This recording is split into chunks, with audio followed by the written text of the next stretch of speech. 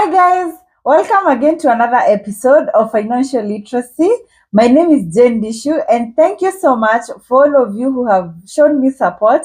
For those people who are new here, remember to subscribe, like, comment and share, and do not forget guys to turn on the notification bell so that anytime I post this content, you'll be notified.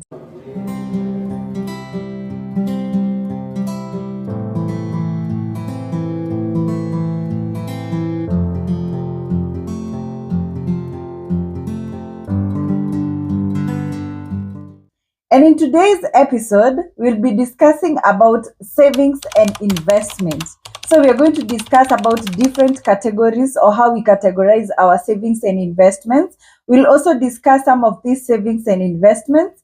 We'll also discuss how you can remain consistent on your savings and investments. And today, guys, I have a surprise at the end of this video. So just stick around because it's getting juicy. The first category is the short-term savings and investment. So as the name suggests, short-term is any period that is between 1 year to around 3 years.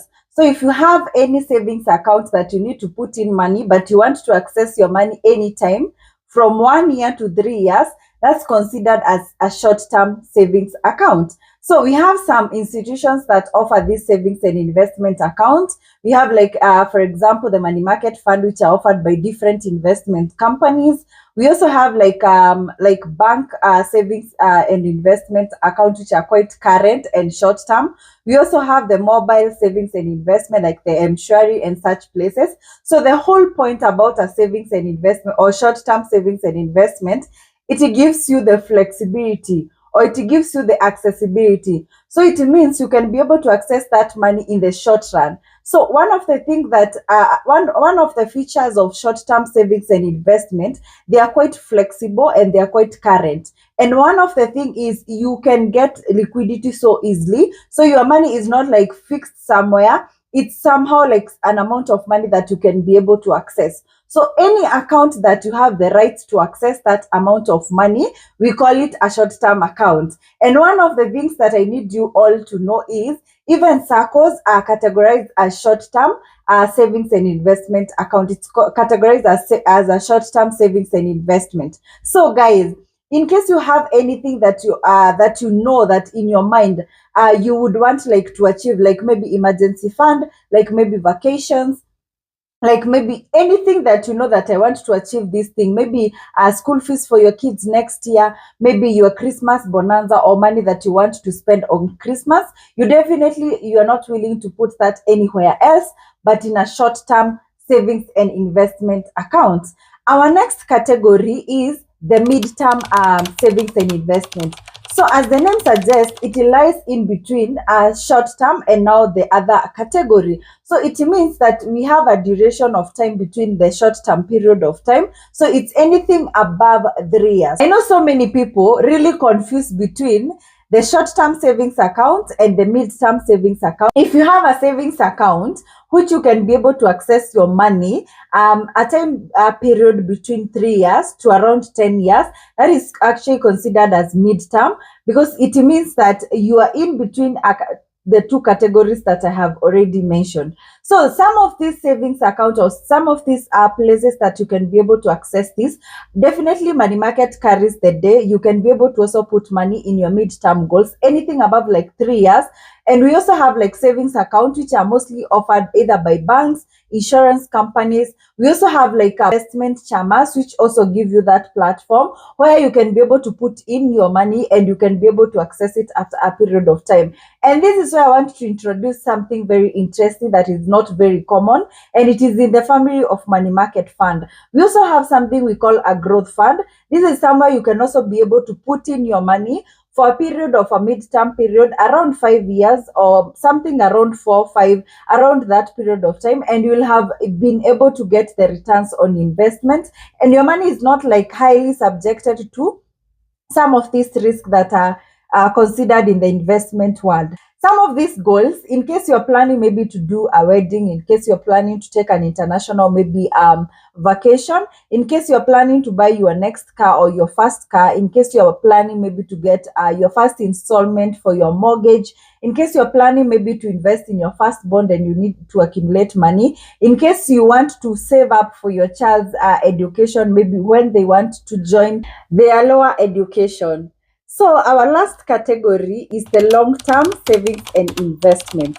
So this is one of the category that most people really don't concentrate too much on, but believe you me, this one is one of that category that means a lot to your future self. This is anything that you want to plan for that is above 10 years. I know at this particular point you're asking yourself, okay, 10 years, you can have a savings account where you'll access your investments or your savings account after maybe 10 years. And I want to tell you, yes. Have you guys heard of something that we call paying yourself first? Have you heard of what do you want to be in the next 5 years, in the next 10 years? And you guys, let me tell you, the moment that you start thinking about what you really want to be or what you really want to achieve for your future self, this is where you start planning for those goals. So some of these accounts, we have like the endowment plans where you can be able to fix your money there. We also have other savings and investment accounts in the family of the money market fund. I'm using money market fund because it's quite popular. So we have like equity fund. We also have like the bond fund. These are investments where you can also be able to put in money. You can be able to save like every month. And at the end of the day, when you're saving, you can also get an interest, but it requires you to wait for a period of time. So when we're talking about 10 years, this is something that, after this period of time, this money have to be tested in the economic crisis, and at the end of the day, you get to receive money. Guys, as I said, today we are having a discussion about savings and investment. It means that we are focusing on accounts that are giving you both. I'm not talking only at investment level. We have such investment which will do a whole video on them, or the types of investments that you can have. At this particular point, we are talking about these categories of savings and investment. So guys, some of these goals that you can be able to achieve in the long-term savings and investments are like the retirement planning. If you're thinking maybe to take your second wedding, you guys, I know you guys plan of that dream wedding, getting that dream house, getting that dream car, getting that, maybe paying off your mortgage payments, or maybe even accumulating that amount of money to get into real estate, to start your business, or to do other things, and even to save for your child's maybe higher education. These are some of the goals that you need to focus on and can be achieved in the long-term savings and investment account, guys. So one of the things that I want all of you to note about these all three categories of savings and investment is that you cannot just work with one of it. You really need to do a wholesome. It is very healthy to just know what you want this year, next year, and also to have a plan in the next 5 years, also to have a plan even after 10 years, 20 years, even to see yourself, that vision of this is what I would want to be. So that anytime or the next time anyone asks you, like, where do you see yourself in this particular number of years, you have already projected. Your savings and investment are projected to that level. And this helps you a lot with even accumulating small money for a long period of time and achieving your goals. You don't have to wait until you have all the money in the world for you to start this savings and investment account. You can be able to get them as low as where you are at right now. So the other thing that I want us to discuss is how to stay disciplined, or how do you stay motivated in this savings and investment account.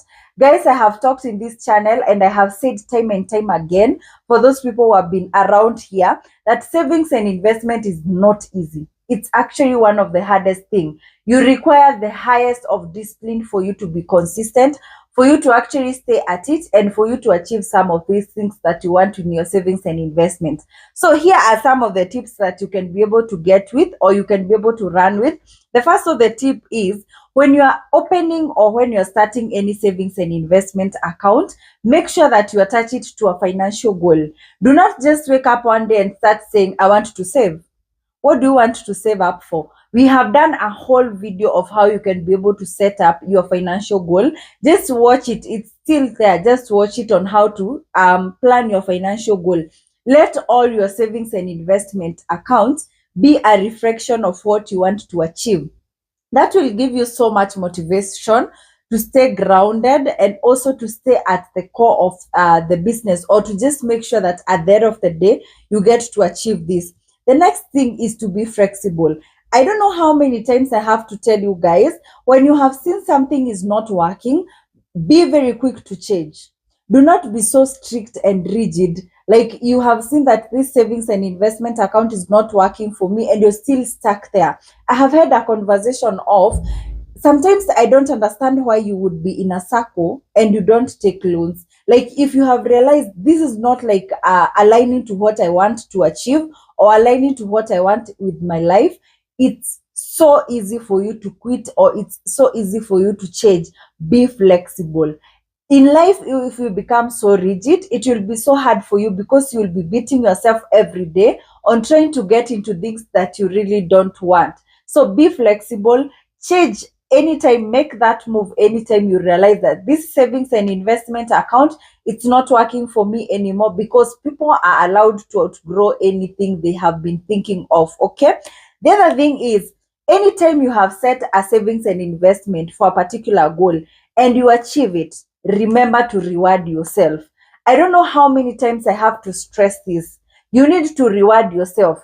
In the how humans we are made, we really appreciate the small stuffs. And some points, maybe if you were planning maybe to achieve a certain goal, maybe buying your car, or even setting up your emergency fund, and you get maybe to that goal, at the end of the day, you just feel like, okay, it's okay, I'm excited, and that's it. I want to tell you guys, it's time you start rewarding yourself for the achievements that you have made in your savings and investment journey, because it will keep you grounded.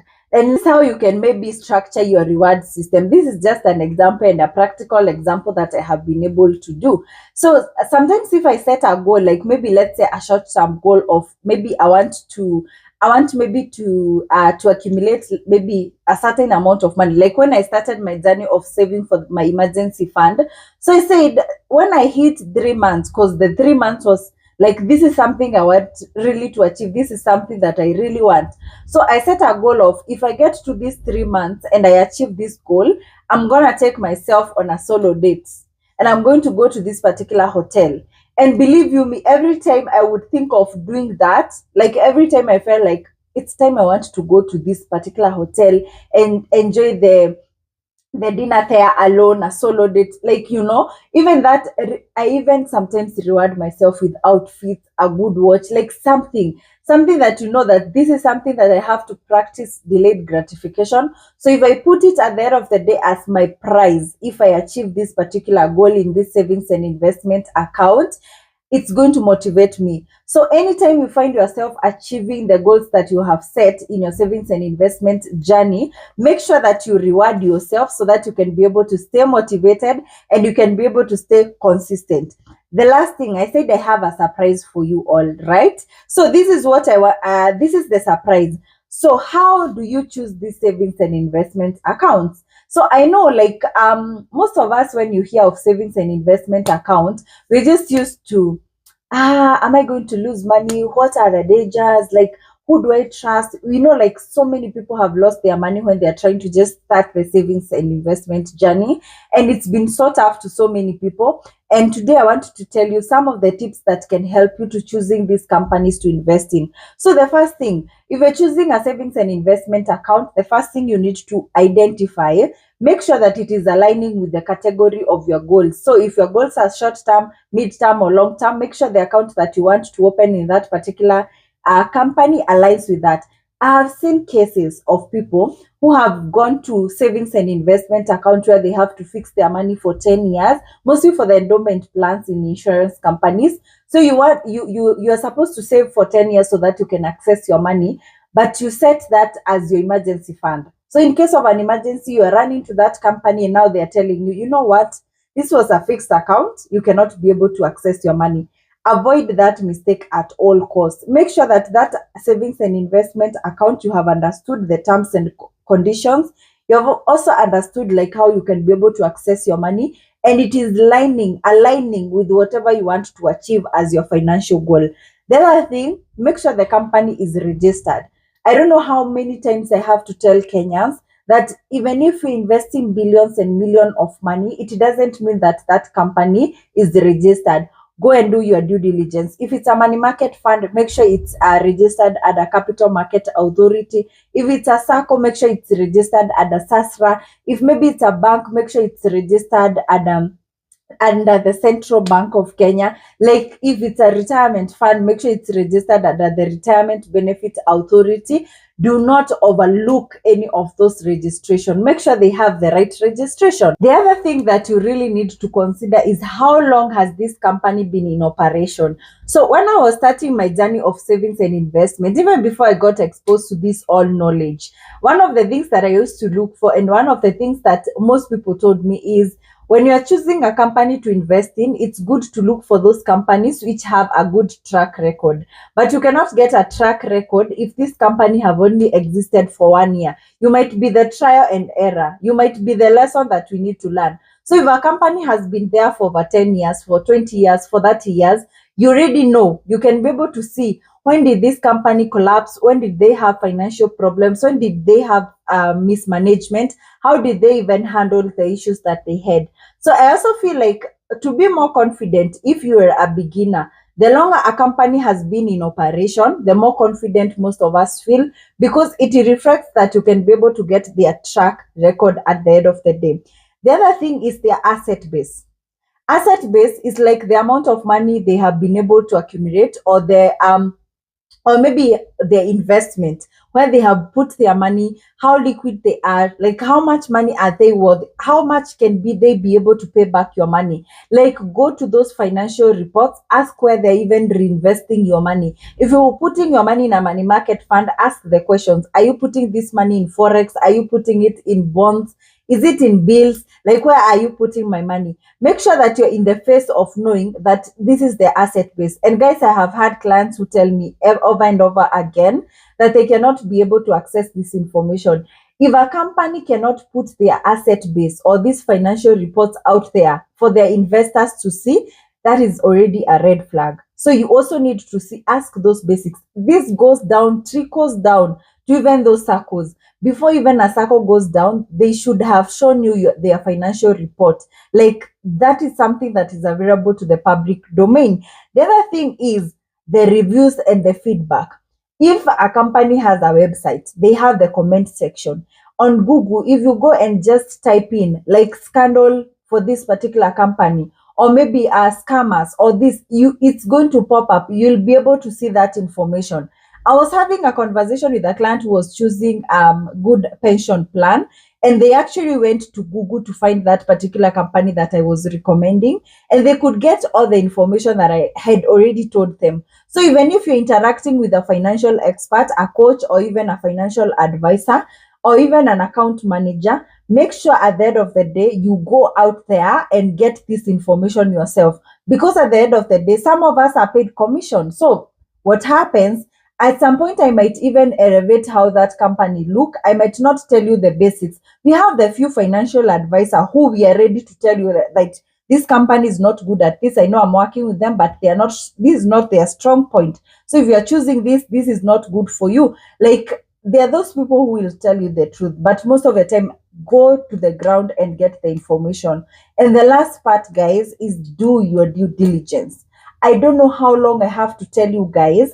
Do not depend on any person to do this information for you. And I have always said, how do you know a savings and investment account is good for you? If you can be able to convince another person to get that savings and investment account, because you understand it well, you understand the prints, the fine prints, the terms and conditions, the small letters, you understand everything that revolves around that account, and you can be able to get that information out there. But if you cannot be able to tell people like why you're in that savings account, if you cannot convince another person to join that savings and investment account, that is not good for you guys. So do your due diligence and make sure you're getting the right information. And guys, in case you would want a whole consultation session, I do offer this. So make sure that you follow my Instagram and get to book your appointment with me. And until next time, guys, thank you.